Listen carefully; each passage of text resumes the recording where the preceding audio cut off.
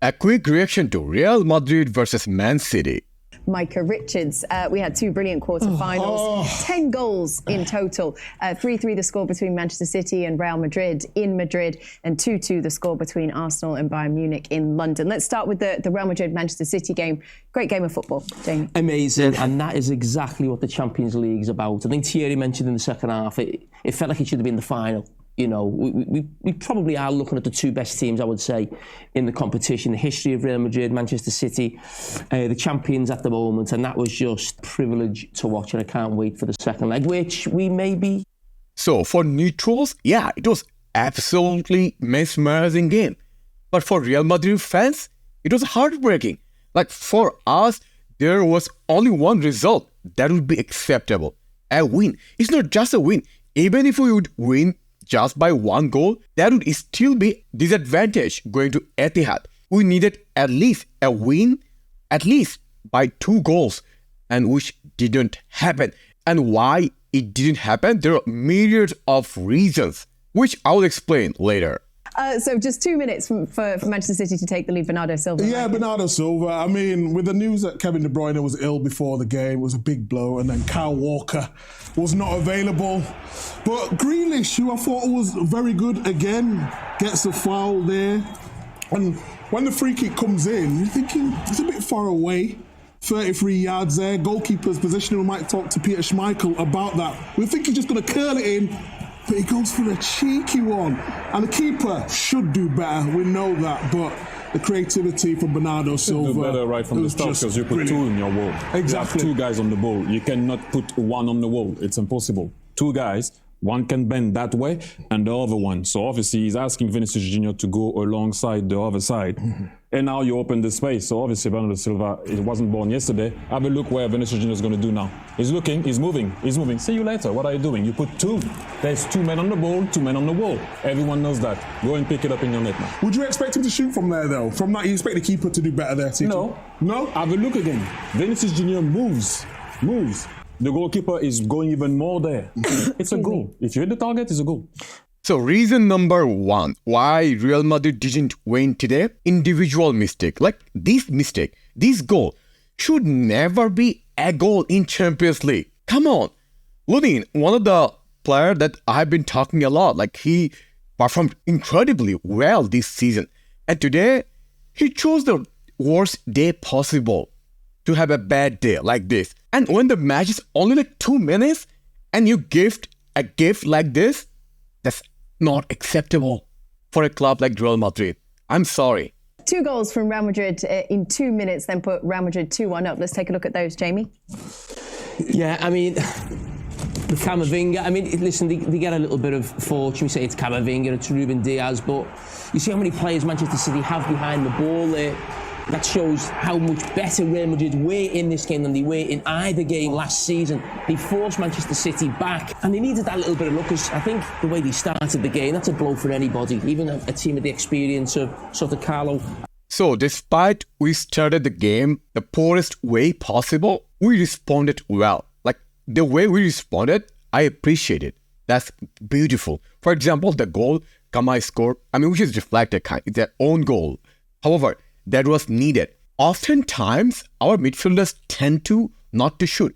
Whenever you have the chance, just take your chance. Who knows? And this is the outcome if you try. Ancelotti and Real Madrid, but Mike had the pace. You spoke about this before the game. Yeah, it was just that left-hand side. This time it was Rodrigo running in behind. That's what I was afraid of today with no Kyle Walker. We know how Man City like to push really high. Stones makes a mistake there, not getting tight enough, and then it's a foot race, and Rodrigo has got that pace. Has he got the composure to finish? Yes, he has. Takes a little deflection, makes it hard for Ortega. But at that point, in terms of the transition, Real Madrid really deserved the second goal. And what a player he is, by the way. We talk about Vinicius all the time, but Rodrigo, wow. So what you're saying there is if Kyle Walker's playing, that doesn't happen? 100%, and we're going to break it down a little bit later. I think we'll go into more detail.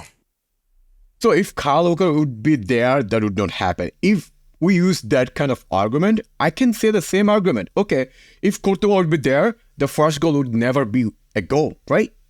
Anyway, that's beside the point. The thing is that the pass from Vinicius to Rodrigo, that was insanely good. That was visionary pass, and that control by Rodrigo. One thing is that Rodrigo is not as fast as, say, Vinicius, because he was caught, right?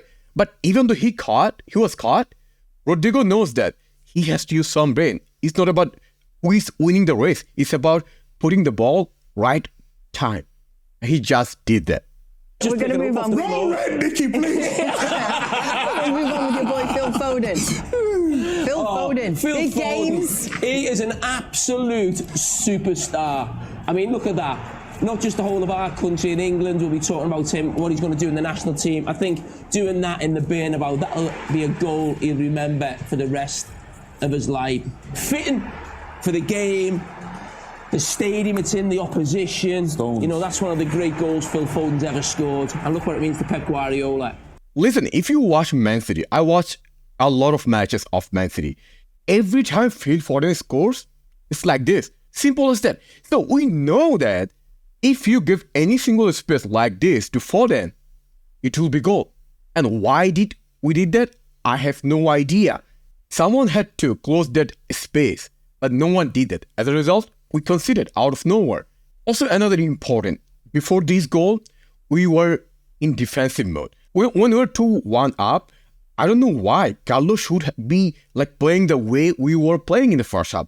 But in second half, we just tried to sit back, just defend, just give them some more possession. And if you give them possessions, this will happen. And that's happened. Let's go to the third goal then for Manchester City. Gladio, Yes. centre back, come Yes. full back. And it's been a little bit difficult for him at Man City because he's playing out of position. And what we see with our fullbacks is they're coming inside, and they're coming inside for a reason. He takes a bad touch. But talk to me about that finish, Thierry. That was Thierry-like. That actually, I think that touch forced him to shoot. And then when you don't have to think, he just went through it and went, you know what, I might as well.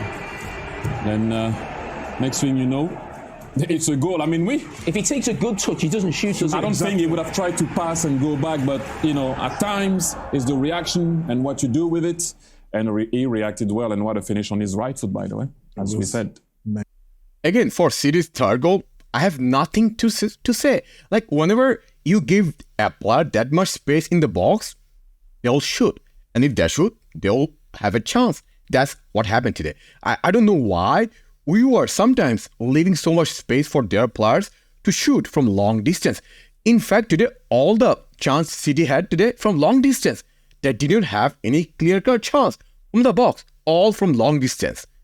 Amazing. And then there was still one more goal in it. 3-3 the final score. Valverde with the third for Real Madrid. Yeah, volley at the back post. This guy's almost like an unsung hero. He's been so successful being part of those teams with, you know, Modric and Kroos, who are still there, but not having as big an influence. But you see Modric on the ball here. Ball to the back post. It's a poor ball, really, in some ways, but Valverde just finds himself in the right position. Just be interesting if he actually picks him out. Maybe he does, but A poor ball. Nah, Jimmy, he meant that. And the way, by the way, the way he cushions it to allow him to come. He doesn't, because if you look at Vinicius Junior, he has the look, and then he kind of dinks it in the second post for him to arrive and attack it. Thierry, can you talk about the volley? If we could it's possibly see it again. magnificent. It's that type of volley where the foot comes down and it actually bends a little bit at the last minute to find itself in that far you have corner. You have to kind of to go through shape. it. But what, you know, people always go. That's what I'm talking about first. Look, he looks, and that's a cross. Yeah. And hell of a cross. But the way he goes, The body that shape. now, yes. That's See the it. way it comes back now? There's nothing you can do. That's an outstanding. Yeah, you see volley. it here now. Look at that shape. Look at the little bend on it now. Outstanding. Volley. Wow. Recreate that in the studio. You okay with your knee? So, for our third goal, there's insane goal by Fede Valverde. I think good contribution by Modric and Vini and Fede. However, one thing I'll say, this goal shows that if we play attacking, if we do attacking, we can create chance and we can score goals. As I said in my prediction video, if you want to win against City, you have to play head-to-head. You have to play toe-to-toe. You can let them have possession. You have to spoil their possession. If you don't let them have possession, they struggle. In fact, many teams in Premier League show that. And we also have shown that in first half. But second half, we decided to change our tactics And there are a lot of other things I have to discuss later on. What about Haaland? You talked to him beforehand. What did you see in today's game? I think we've had this discussion before about Haaland, and I think Haaland for me is not a great player. He's a great goal scorer. He's not just a great goal scorer, he's the best. But the fact he's so good at scoring goals means that we almost forgive him for not being involved in the game so much. But as we highlighted before the game, and you'll know better than me, Thierry, when he's playing against the absolute elite now, in terms of last season against Real Madrid, against Arsenal, Liverpool this season, Champions League final last season, in the biggest of games against the best, he's not doing enough, because if he's not scoring, it's almost like you're playing with 10 men. And you think about the attacking players today, whether it was Phil Foden, whether it was Rodrigo, whether it was Vinicius, Bellingham, they all played a part in the game. I just want to highlight and look at some of the clips. So, you know what? I believe Jamie always finds some controversial things to say just to make the headline. Otherwise, it doesn't make any sense. He continuously says always the BS. Like Haaland, he's contradicting himself. He said Haaland is the best striker, and he said he's not a great player. Isn't it contradictory? I'm not going to defend Haaland because he's not our player. If it would be our player, I'd be literally ranting against Jamie Carragher. Also, when you talk about, okay, Haaland was poor against Real Madrid, he was poor against big team, you are also not giving credit those defenders who did pretty well. For example, today, Rudiger did insanely good job against Haaland. So you have to give credit to Rudiger. Not just talk how bad Haaland was. He was bad because Rudiger was so great. Anyway, that's beside the point. Let's discuss about our game tactics and plan. Okay, here's a big issue for us. When there's a big game, super big game, super important match, Carlo always devise a new thing, devise a new plan. He has never tried beforehand. That happened against Barca when they smashed us by 4 goals, and that happened again today. Like Rodrigo in the left and Vinicius and Bellingham in the top. This is not a formation or tactics we have played before. We saw today that many times, oftentimes, this player didn't have the perfect chemistry because they didn't play this role, this way, this method beforehand. So when you are playing one of the most important match of your season, Champions League, you should never try something new. I don't know why Carlo keeps doing these kind of mistakes. In my opinion, we should have played Vinny in the left. You know why? Kyle Walker wasn't playing. That was a huge. So if someone has to take advantage of that, it has to be Vinicius in the left, right? Not Rodrigo. If Vinny would play in the left, we could deliver a lot of long balls to Vinny and he would create havoc. So that was one mistake. The second mistake, as I already hinted out, that after scoring 2 goals when we were leading 2-1, when we moved to second half, our tactics wasn't good. Like we decided to be defensive. And that was our enemy. Even last season against City, when we considered so early goals at Etihad because we decided to sit deep. And again, we committed the same mistake and we suffered. And it was almost like, okay, this match is going away. They scored 3 goals. We had 2, so 3-2. I'm like, I'm hopeless. It's over. This season is over. Somehow, we decided to attack again. And eventually, we scored 1 goal. And it's 3-3. And this result is ideal for City. It's very fantastic result for City. This is what they wanted. A draw or win. Because they know how good they are in Etihad. Alongside some of their key players who were missing today, De Bruyne and Kyle Walker, they're very likely are going to play next match. So which is going to make our job difficult. The third reason is also in a lot of individual mistakes today. Like a lot of players who have been superb for us this season were missing. For example, Jude Bellingham. And Lunin already said about him. And then Carvajal. Like every time when Carvajal versus Grealish, I don't know. Like every time Grealish play in Premier League, he can dribble one single player. Like I watched a few matches, Man City's. He can't dribble at all. But against Carvajal, for some reason, he turns into like prime Ronaldinho.